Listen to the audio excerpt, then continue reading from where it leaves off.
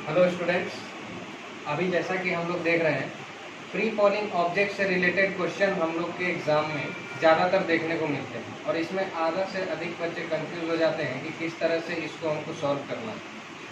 So this dilemma arise in every students life while they are pursuing. तो आज हम लोग इसी के ऊपर डिस्कस करने वाले हैं।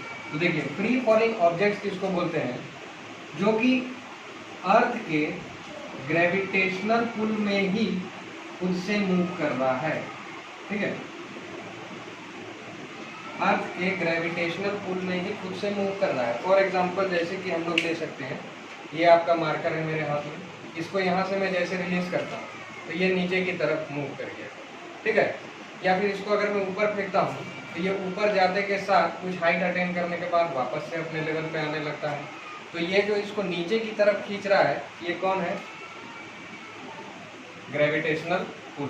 ठीक है, तो ये जो फ्री फॉलिंग ऑब्जेक्ट है तो किसको कहेंगे हम लोग? जो कि ग्रेविटेशनल पुल में खुद से मूव कर रहा है। पहली बात तो यहाँ पे देखिए, अब हम लोग के पास दो केस अराइज होते हैं। दो केस अराइज क्या होते हैं कि आइदर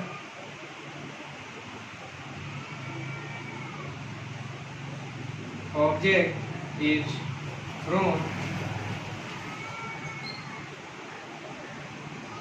अपवर्ड और downwards. Okay. So whenever any object is thrown upwards, in this case, suppose this is a ball we are throwing upwards. It attains a maximum height of h meter, and after coming here, it again falls down. So after attaining its final position, its final velocity becomes 0. ठीक है, ये marker भी आपका जब ऊपर की तरफ फेंका गया तो कुछ हद तक जाने के बाद ये क्या है? नीचे गिर गया है। तो जहाँ तक ये ऊपर पहुँच चुका था वो हमारा क्या हो गया? फाइनल पोजीशन, और वहाँ जाने के बाद वेलोसिटी हो गया 0। ठीक है, और इसमें u हमारा क्या रहेगा? वो स्पीड जिससे आप इसको ऊपर फेंके हैं। अब सेकेंड केस आता है क्या? डाउनवर्ड, मतलब कि एक हाइट पर से हम किसी ऑब्जेक्ट को नीचे गिरा रहे हैं। तो जब एक हाइट पर से आप किसी ऑब्जेक्ट को नीचे गिराइएगा तो इस केस में ये ऑब्जेक्ट हमारा रेस्ट में है, यहाँ पे u हो जाएगा 0 और v का रहेगा कुछ वैल्यू। तो दोनों केस में हमको बस यही ध्यान रखना है। और एक्सेलरेशन ड्यू टू ग्रेविटी हमेशा किधर लगता है? g का डायरेक्शन क्या है? Every time downward. ठीक है, तो जब एक ऑब्जेक्ट को हम लोग ऊपर की तरफ फेंके हैं तो इस केस में g का डायरेक्शन क्या है? एक्चुअली डाउनवर्ड्स, लेकिन ऑब्जेक्ट किधर जा रहा है? ऊपर की तरफ। तो यहाँ पे इसमें क्या साइन लगा देंगे? नेगेटिव। ठीक है, फिर सेकेंड केस यहाँ देखते हैं कि जब ऑब्जेक्ट को हम लोग गिराए हैं डाउनवर्ड, एक्सेलरेशन का भी डायरेक्शन डाउनवर्ड, यहाँ पे लगा देंगे इसको पॉजिटिव। अब इसके बाद एक क्वेश्चन लेते हैं हम लोग, जिसको फर्दर हम लोग डिस्कस करके और क्लियरली समझ सकते हैं।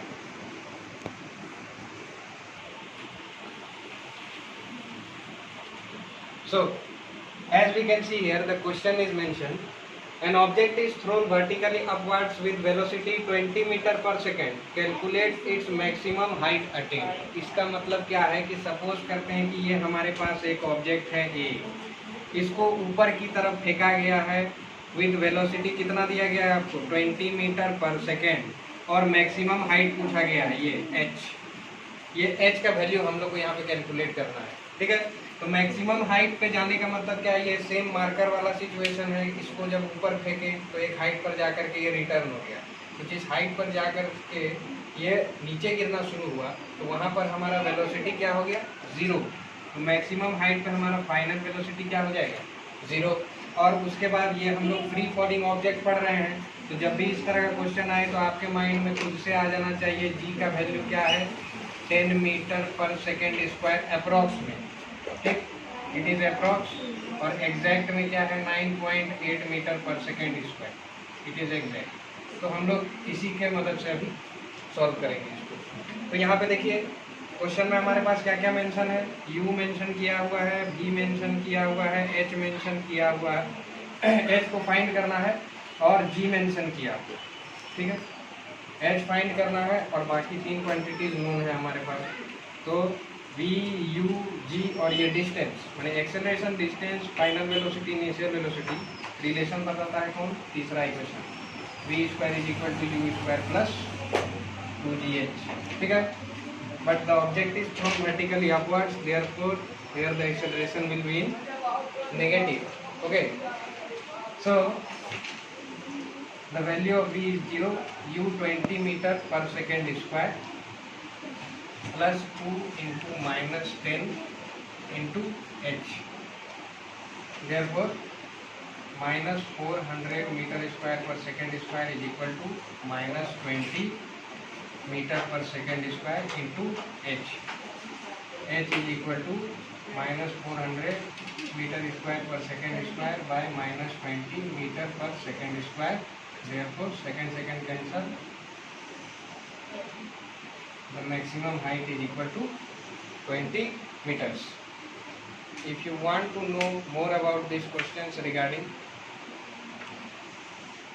then please follow me regularly and be sincere in your subject. Thank you.